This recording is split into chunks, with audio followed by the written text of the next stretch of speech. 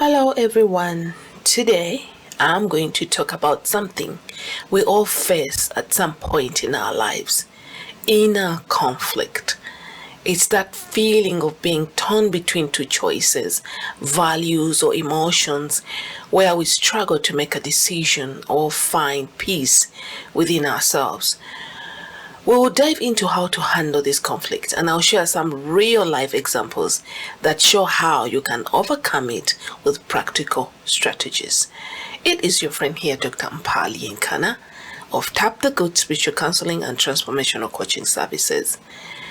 When we understand how to deal with inner conflict, we really empower ourselves and acquire the emotional intelligence skills to not only successfully navigate relationships, but also have the emotional resilience to make the right choices. Now let's understand what inner conflict is. Because what is it? Because it's very different for everyone. It's that battle inside your mind when you feel pulled in different directions, and it can happen when you have competing desires or goals, like wanting to advance in your career, but also valuing your family life. Have you experienced that? Whereby you have a new opportunity or you want to advance in your career, and advancing means that you have to spend long hours, days or nights, either studying or taking courses or researching or building your empire. But then also you want to spend time with your family or your loved one, your kids, your partner. That conflict of what is right, and if you don't get it right, then you start feeling shame or guilt. How do you deal with that? How do you deal with that shame or guilt that you're not giving your family or your loved one the time they deserve, or you're not available mentally to engage in that relationship? We will get to discuss that. Conflict can also happen when your actions don't align with your values, like working in a job that you don't feel passionate about. Your values are self-empowerment. Your values are probably, creativity and honesty and creating strong relationships. I don't know, whatever your values are. And then you're working at a job whereby those values are not even respected or practiced, and it's a conflict. You feel like you're in a box, you can't move forward, you feel conflicted, and you're always asking, should I leave the job or should I quit? But what if I quit? How will I survive? So you're conflicted. And this really projects on your lack of faith, actually. You don't have faith in your decisions, like you're stepping away from what is really important to you. And that's how the conflict develops. Because if you are focused on what's important to you, your values, then you will not be conflicted on your actions and how they're impeding on your values. You will go for what's really important to you. Another instant is when you're faced with a difficult decision and don't know what's best. You're faced, probably there. You want to maybe invest your life saving in hiring a coach or counselor, or maybe you want to invest those savings in a business, but you don't know so much about this business, or maybe you want to keep it in a high yield savings account, and you're really conflicted about the decision. What do you do? A good example is a situation I've encountered in my practice where someone struggles with leaving a high-paying job to pursue a more meaningful but less financially stable career. This conflict is real. On one end, there is financial security. On the other, there is the desire to find purpose and fulfillment. So we get the conflict. That conflict arises when we are afraid of the unknown, and we want to hold on to what we know, whether it's uncomfortable or not.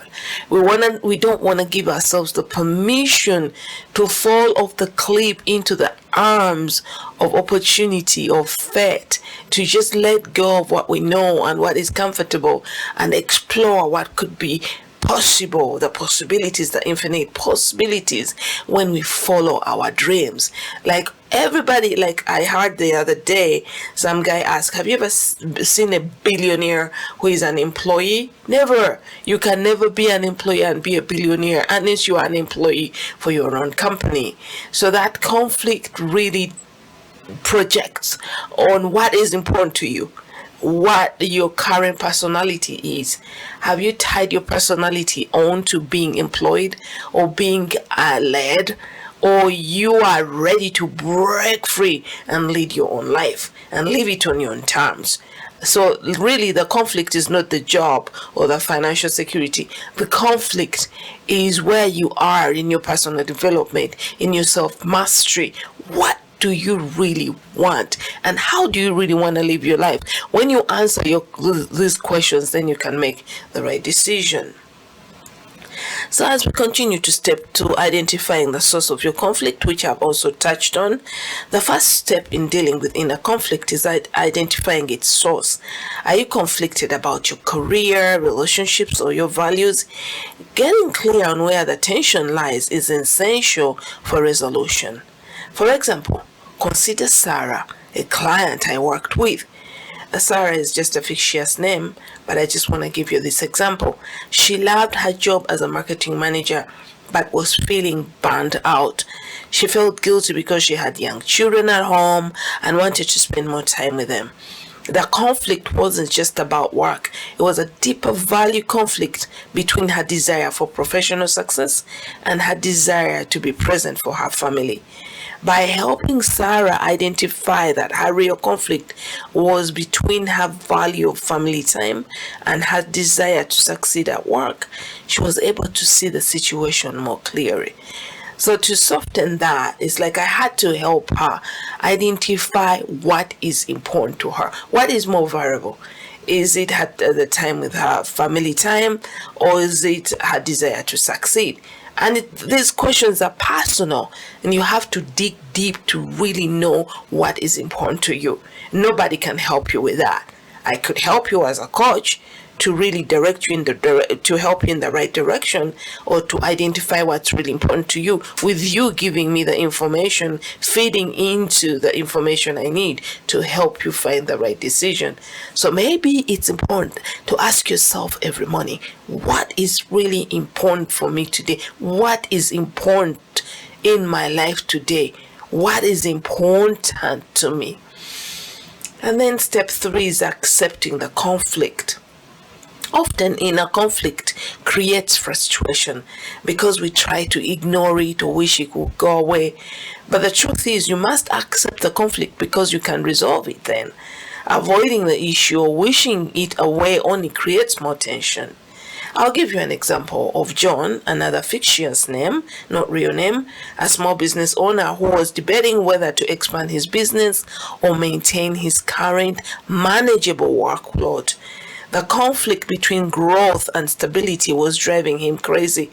He didn't want to give up his dream of building a successful company, but he was afraid of burning out. Now, by working with me, John learned to accept that both growth and stability were important to him. He didn't have to choose one over the other. It was about finding balance, making intentional, gradual decisions that aligned with his goals. This involves time management, self-mastery, identifying your strengths, your weaknesses, which are areas that you can improve, really laying down a roadmap of where you are, where you want to be, what you need to get there. And so then you don't have to balance, like to have a conflict between your growth and stability.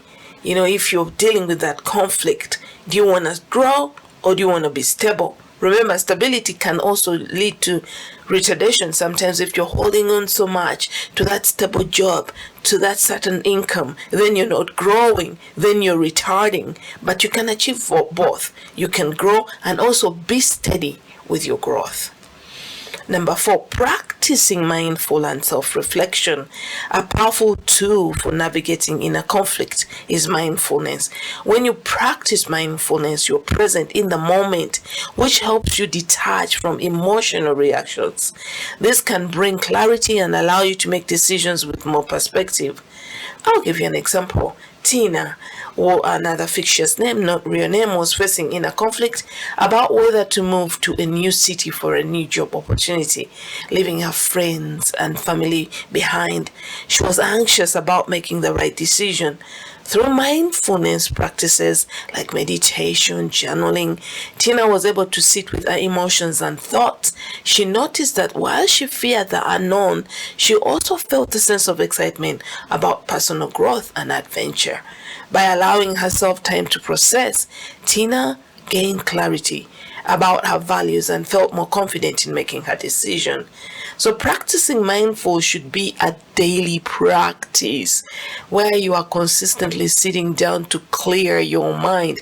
If you can brush your teeth, if you can, wash your face or your face every day, or your body, if you can put on clothes every day, if you can take your car for an engine, oil change, if you can change your tires now and then, if you can eat to replenish your body, why wouldn't you do the same for your mind? Why won't you sit down every day and clear your mind, release and let go? The more clearer you are, the fuller you are of the information and wisdom that you need to move forward.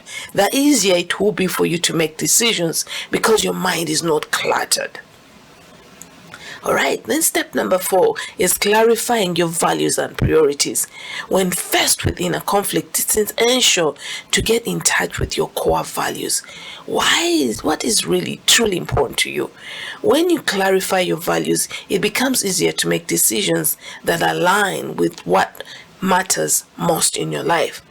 Let's look back at Sarah, the marketing manager. Once she clarified her value of family time,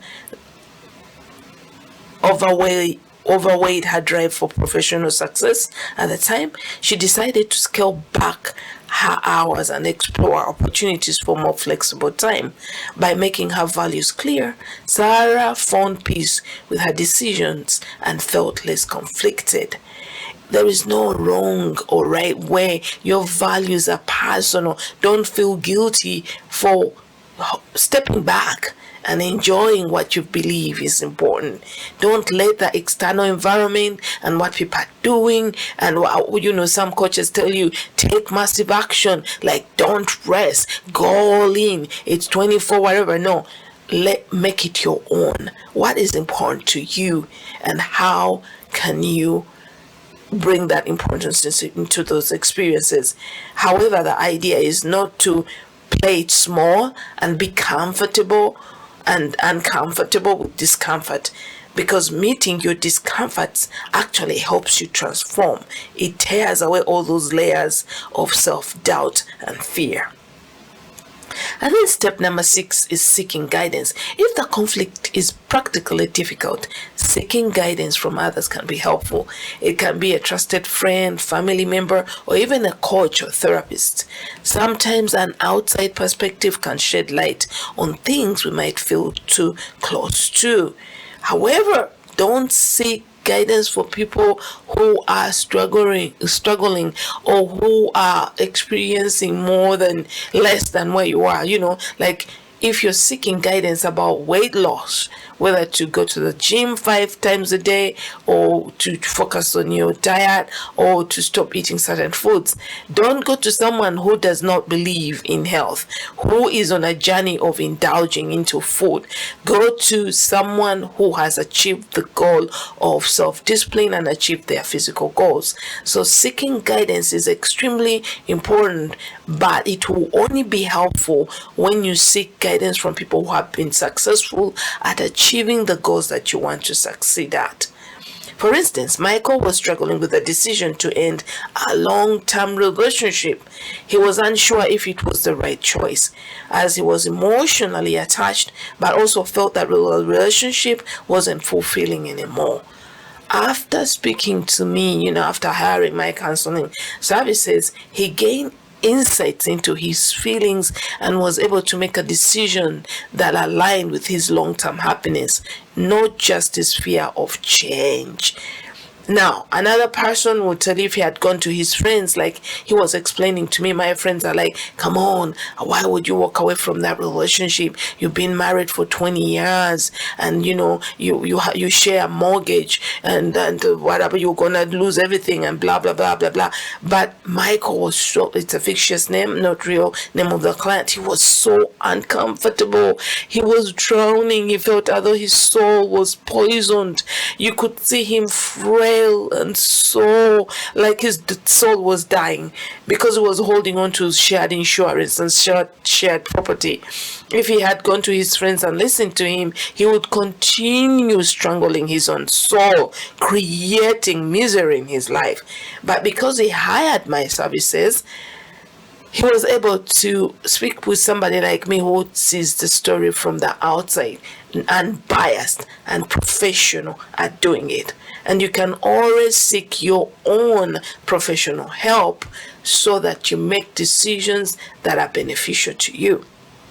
And then step number 7 is taking action. Finally, the best way to resolve inner conflict is by taking small, actionable steps. You don't have to solve anything at once. By breaking down the problem and addressing one aspect at a time, you can make progress and reduce the pressure. For instance, if you are unsure about changing careers like Sarah was, you could take small steps like researching industries, networking, or even taking an online course. Before making any big moves, each step will give you more clarity and build your confidence.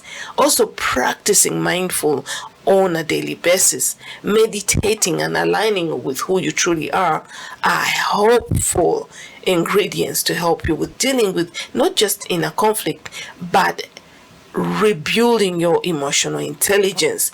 Self-mastery is key. There is no escape from that. Now, I'll conclude by saying that inner conflict is something we all experience, and it's not something to be feared. It's an opportunity for growth, self-reflection, and clarity. By identifying the source of your conflict, accepting it, practicing mindfulness, clarifying your values, seeking guidance when needed, and taking action, you can navigate inner conflict with greater ease and confidence. Remember, the goal isn't to eliminate conflict, but to learn how to manage it in a way that empowers you. Embrace it, learn from it, and use it as a tool for deeper self-awareness. Alright guys, well, I hope this really helped you. Remember to hit that subscription button and share this with with your friends and family who could be experiencing the same. And also remember to join this channel where I'll be sharing incredible life-changing tips and strategies and stories and lessons that I continue to learn also on my self-mastery and discovery journal, and a lot of emotional intelligence tips to help you navigate this thing called life, this magic called life. In the interim, have an amazing day, and I'm sending you abundant love from my heart to yours. Remember, you are magical. Love and light.